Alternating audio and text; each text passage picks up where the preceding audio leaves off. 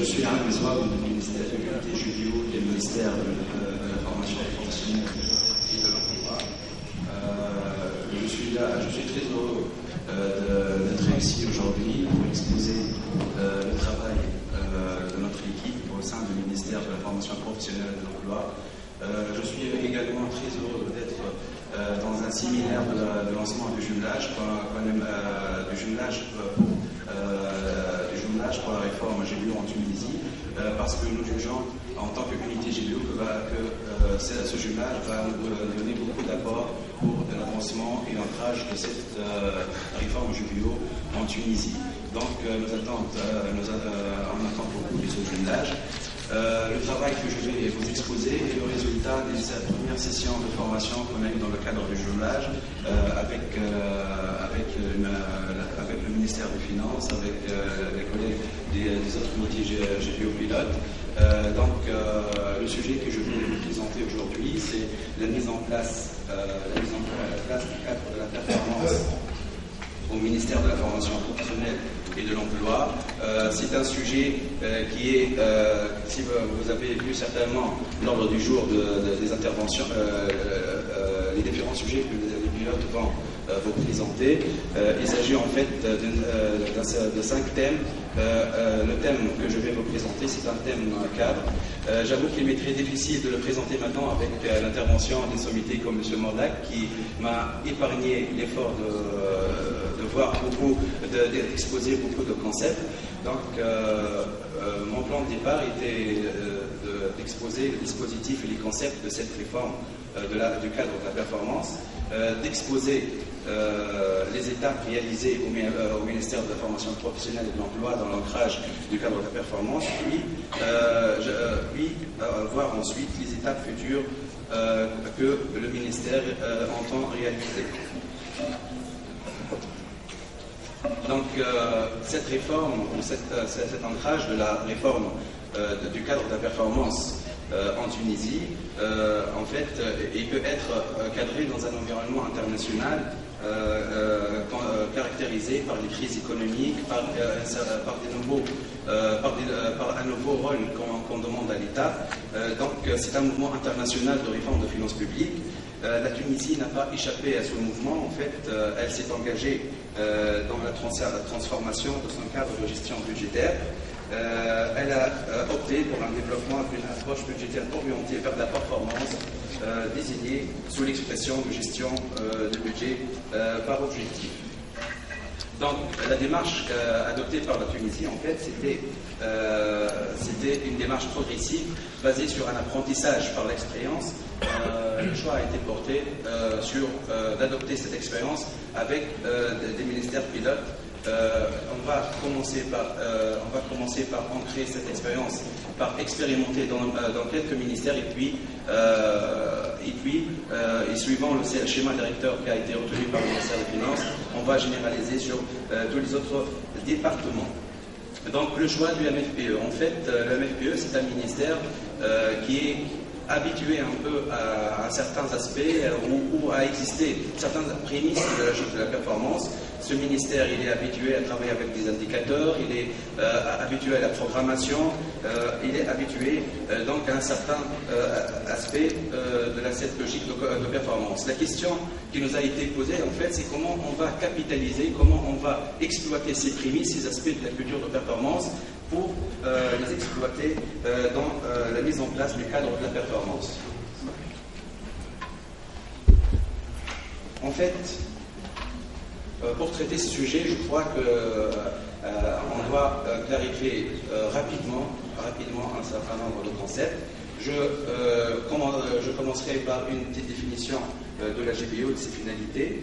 Je vous fais part ici de la définition de M. Bouvier et de Mme Marie-Christine Escalan. En fait, ils définissent la GBO comme une forme tout à fait nouvelle de gouvernance qui conduit à mettre en place des modes de gestion par objectif. La finalité de ce nouveau mode de gestion, en fait, c'est qu'il cherche une meilleure gouvernance fondée sur la responsabilisation des acteurs une transparence des comptes publics, un ancrage solide de processus budgétaire dans un cadre démocratique, sachant aujourd'hui que les finances publiques doivent répondre aux attentes des citoyens. Le cadre de la performance, en fait, on va énumérer un certain nombre de ces caractères. Le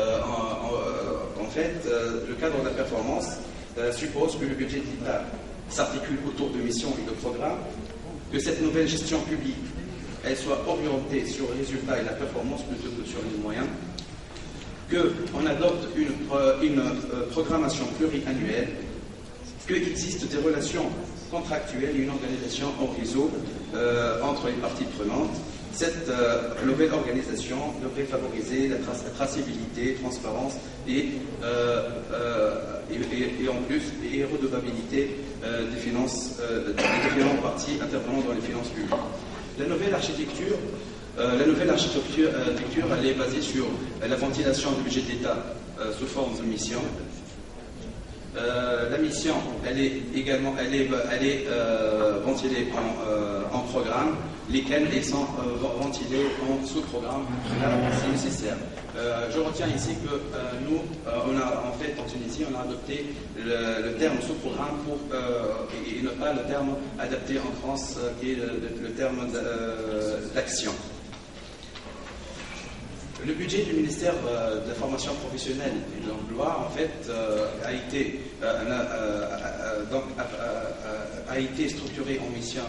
En fait, on a choisi la mission formation professionnelle et emploi, partant de l'idée qui a été consacrée en Tunisie qu'une mission devrait correspondre à un ministère. Donc, on a la mission formation professionnelle et emploi. On a 3 programmes. Le premier programme, c'est la formation professionnelle. Le deuxième, c'est l'emploi. Et le troisième, c'est un programme support qu'on a appelé administration générale. On a parlé parmi les caractéristiques du cadre de la performance, en fait, de la programmation pluriannuelle. À titre d'illustration, je pourrais vous exposer le CDMT du ministère, mais par programme. En fait, ce qui les intéresse ici, c'est de voir ces caractéristiques de pluriannualité.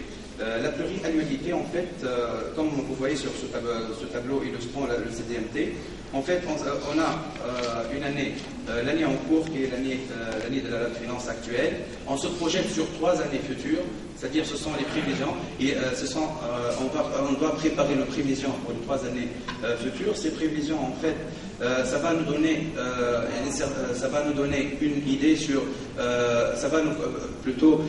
donner une idée sur des relations entre cet instrument qui est le CDMT, un instrument de programmation pluriannuelle, qui va faire le lien avec ce qui existe dans le plan et dans les autres documents stratégiques. Donc ces projections, on va essayer de ces projections, en fait, on va essayer de qu'ils coordonnent avec, qu'ils sont en harmonie avec le plan.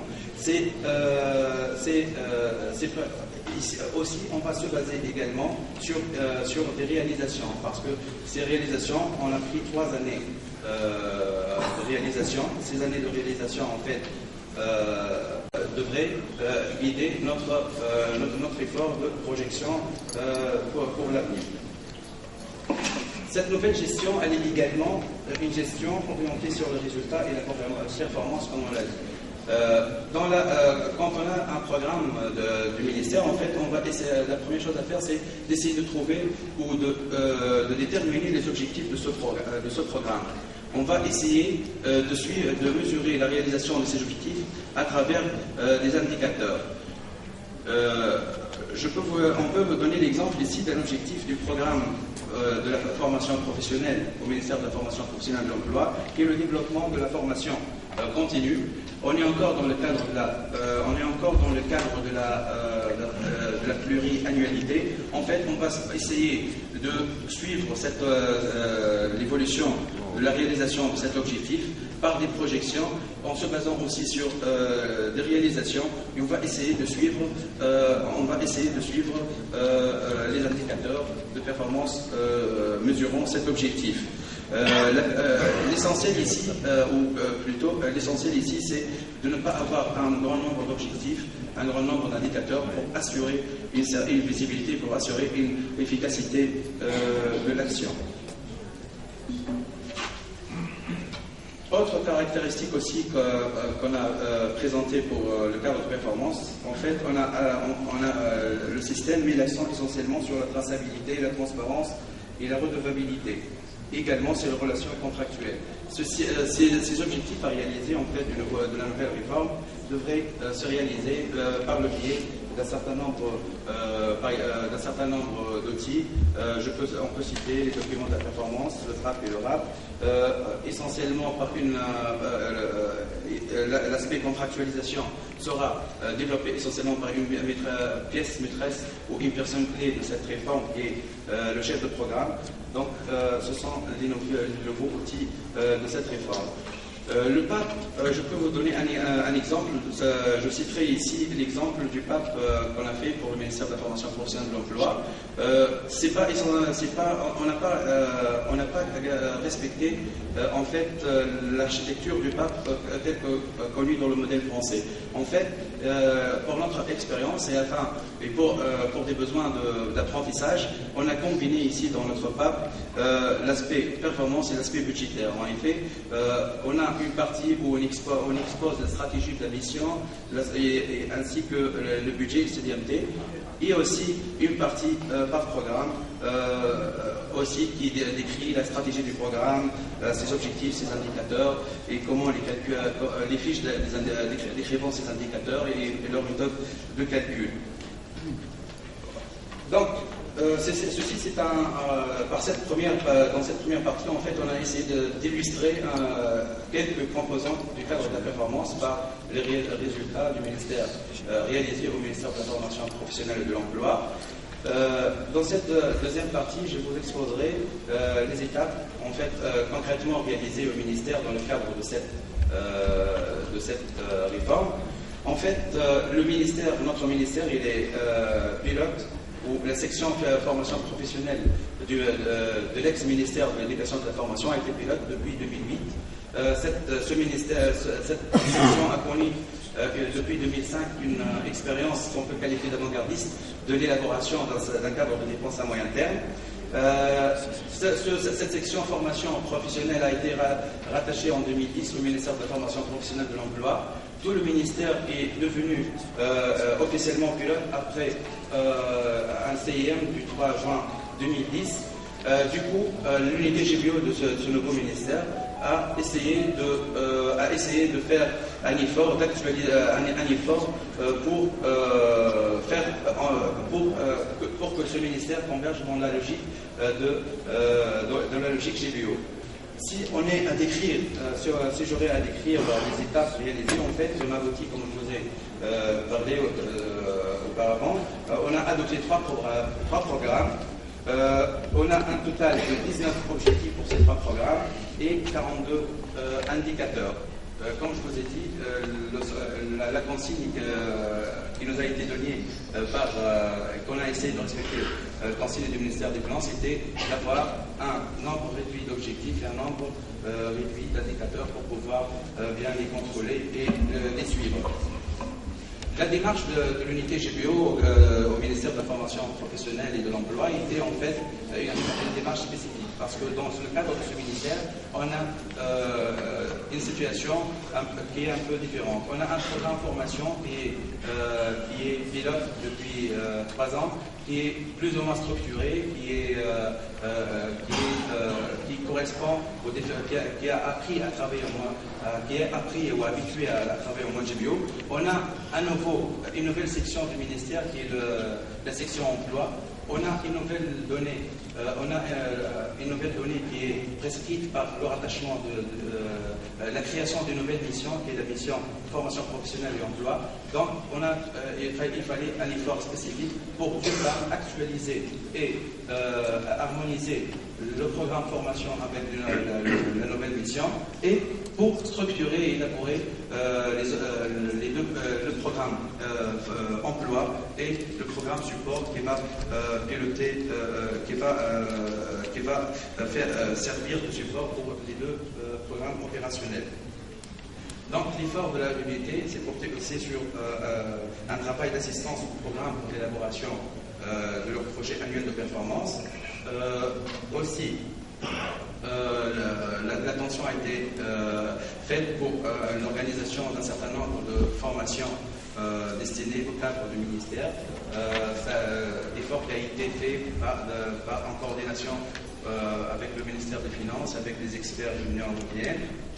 Également, le concours de ces travaux a abouti à l'élaboration d'un travail, d'un premier PAP qui a été présenté devant l'ex-chambre de députés en 2011, le PAP 2011 qui a été exposé en décembre 2010 devant l'ex-chambre de députés. Également, on a essayé de faire une première tentative d'évaluation des résultats et de suivi des indicateurs, mais avouons-le que cette première démarche n'était pas était un peu prématurée, et donc elle fera l'objet de notre prochaine action dans le cadre des étapes futures qu'on entend réaliser. Ces étapes futures, en fait, consistent en 4 points essentiellement. On compte consolider les travaux qu'on a fait déjà avec le programme formation, mais on va et le programme emploi. On va essayer essentiellement de terminer les sous-programmes de ces programmes opérationnels, d'affiner les travaux dans ce sens. On avait un prémisse de ces travaux dans le cadre de la formation professionnelle, mais c'est un effort qui nécessite plus d'affinement. Également, je crois que cette année, on va essayer d'affiner les travaux d'évaluation, les travaux de suivi. Également, le travail à faire dans les la prochaine étape va porter essentiellement sur le développement de la contractualisation et du dialogue de gestion. On va essayer de capitaliser une expérience qui existait au ministère, surtout pour la section formation professionnelle. Parce que en fait, la formation professionnelle a entamé une expérience de contractualisation entre l'opérateur qui est chargé de conduire ce programme, qui est l'Agence tunisienne de la formation professionnelle, qui a l'habitude de conclure des contrats avec les centres de formation, les contrats qu'on appelait triennal 10 ans. Et aussi, donc on va essayer de faire profiter le deuxième programme opérationnel emploi de cette expérience.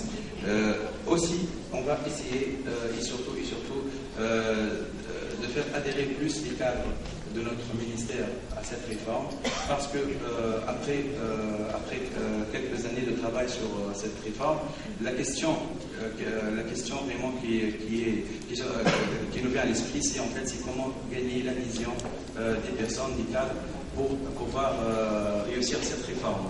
En fait, le défi majeur, à mon avis, c'est de changer la culture de gestion des cadres qui sont habitués à la gestion classique, trop cloisonnée, trop archaïque, de l'ancien modèle.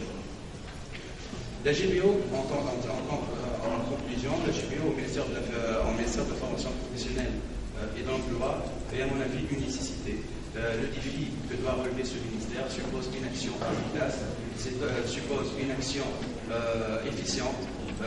La GBO peut participer à donner ces caractéristiques à l'action du ministère. La conjoncture actuelle, bien qu'elle est un peu difficile, mais je pense qu'elle peut servir de levier pour faire avancer la GBO. Au ministère de la formation professionnelle.